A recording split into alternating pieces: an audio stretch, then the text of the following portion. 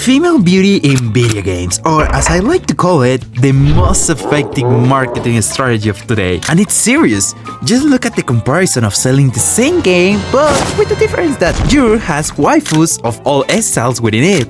Because yes, if there is something I remember about playing Nier Automata, besides leaving me traumatized and with an existential crisis after giving me the most melancholic and philosophical ending of existence, it's unlocking the achievement of looking to be spot.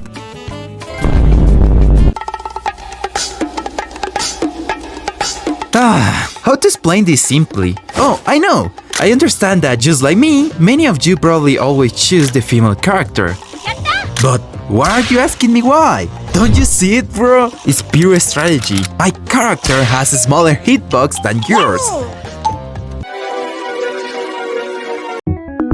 But now, seriously, I've been reviewing what video games developers have been doing lately with their female characters, and what they usually do is giving their character traits of a girl. Just as the creator wants. Want to make her strong and masculine? Look at Abby of The Last of Us, or well, Ellie from the series. Want an attractive character who still maintains a strong presence?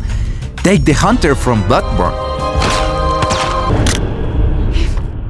A corpse should be left well alone. Want a character to be like... yeah, well, maybe that's going a bit overload. Believe me, beauty doesn't come from designing characters to reveal everything or having the most unrealistic, monstrous thought in history, but rather in the expression of what the designers consider female's beauty. I believe the female character is beautiful for having a good and simple history, a melancholic past, or a happy one. That the character demonstrates the essence of being well developed and truly planned. And yes, I know this video is going to sound like, well guys, today I want to present you the top 10 best bots in video games. But that's not the case, because we already know that to be is at the top without discussion. Actually, in this video, I want to talk about the introduction of female beauty in the gaming world, analyzing the characters and examples, exaggeration that exists within the industry, and finally, how the industry are using it today. I think by now you have realized that I adore Tubi. She's literally one of my favorite characters in video game series. And yes, I can't deny that when I saw her trailer, the first thing that I noticed was a waifu material. And that's why I bought the game, expansions, and why not? Read her entire storyline, even getting myself to other games like Nier Replicant.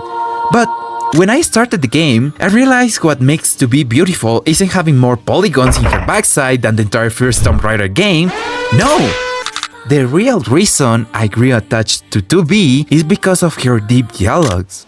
We are perpetually trapped in a never-ending spiral of life and death. How an android can give you phrases that make you reflect for hours, or the evolution she undergoes in the game, going from a cold android focused solely on her mission to becoming something beyond just a machine.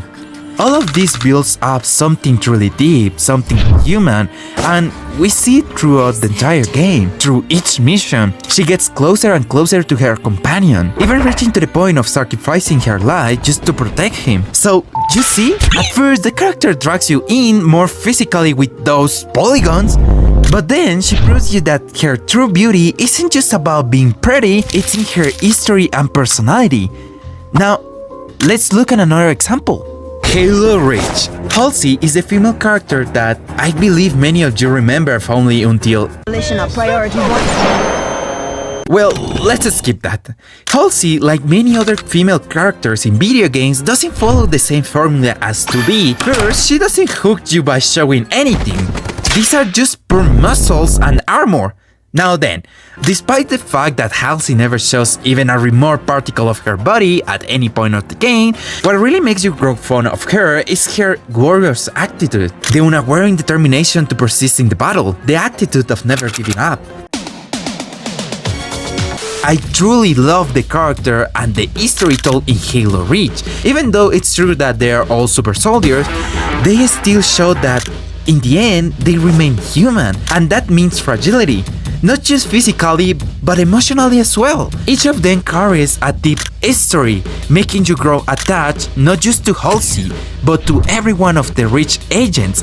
Now, we have seen examples of sexy and beloved, and one of not sexy but still beloved. But what about a character who is sexy yet doesn't make you want to go near her for even a second? The answer is simple. Ashley Graham from Resident Evil 4 Original. I know, someone will say, but she wasn't that annoying. Look man, first of all, this guy is the most frustrating and useless character you will ever see in video games.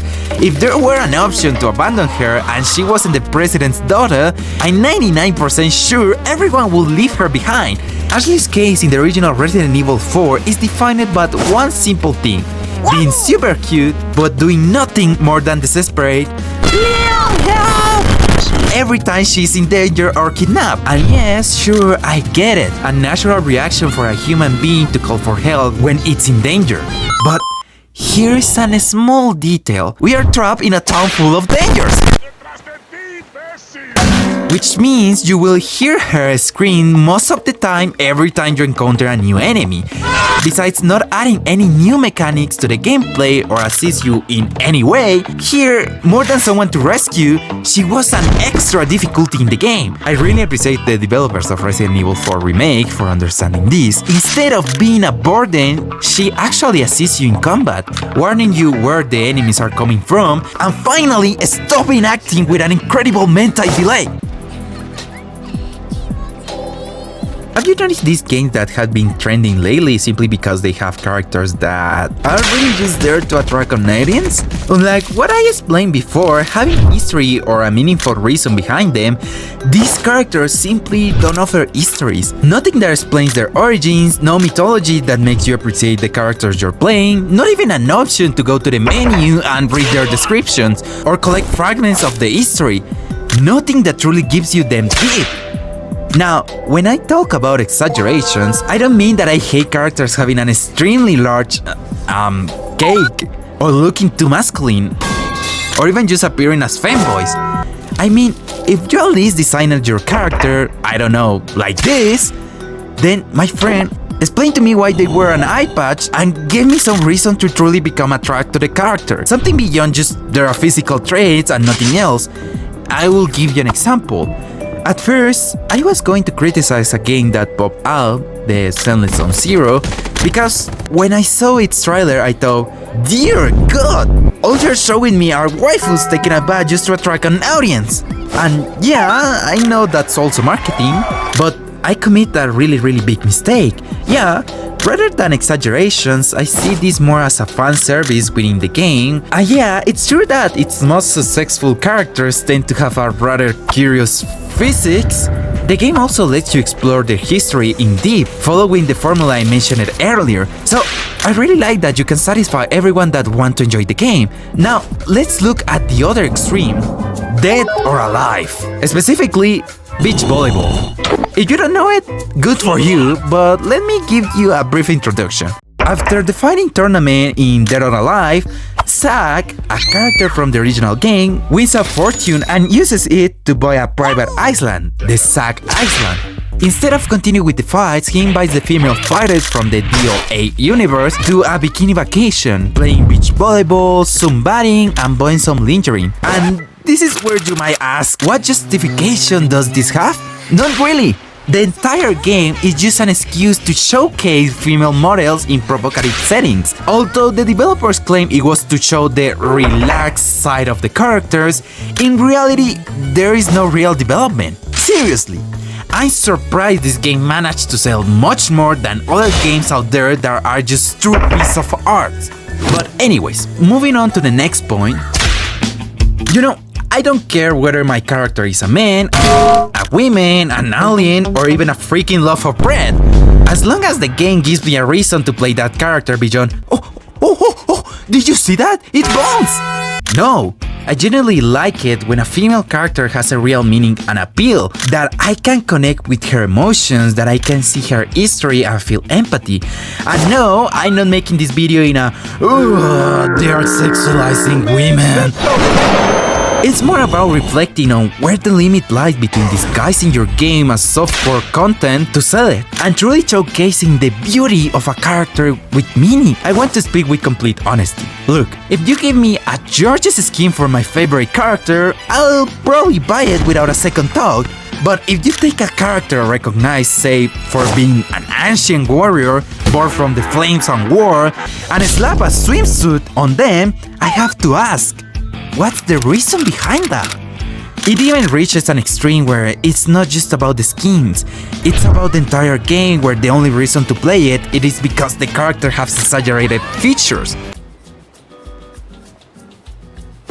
Look, I see nothing wrong with having skins of all styles. After all, they are just pixels, and I don't think anyone should be offended if a creator uses their character however they want. At the end of the day, we all enjoy skins or characters that attract us, but again, what is the point of a character or a game diminishing what is truly considered feminine beauty to the extent that it becomes purely sexual content for sale?